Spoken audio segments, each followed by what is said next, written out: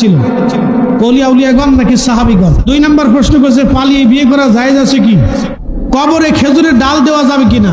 কবর জিয়ারত করা যাবে কিনা? মহিলারা কি ঈদের নামাজে ঈদগায় যেতে নামাজ আদায় করতে পারবে? মহিলা মাহফিল করা যাবে কিনা? জমি বন্ধক রাখা কি জায়েজ আছে? টাকা দিয়ে ফিতরা আদায় করা যাবে কি? কবর জিয়ারত করার সঠিক নিয়ম কি? মহিলাদের পর্দার বিধান কি? ফরজ সালাতে ইমামের সাথে সূরা ফাতিহা মিলাতে হবে কি?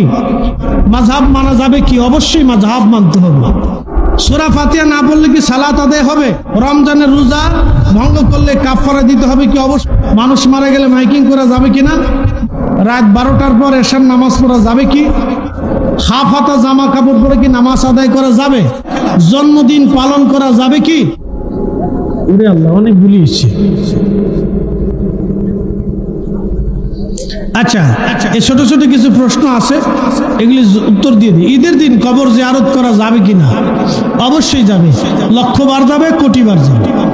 ঈদের দিন, ঈদের পরের দিন, তারপরের দিন, ঈদের আগের দিন, বছরে যে কোনো দিন, যে কোনো সময় আপনি সুবিধাজনক সময়ে আপনি কবর জিয়ারত করবেন, কোনো নিষেধ নাই।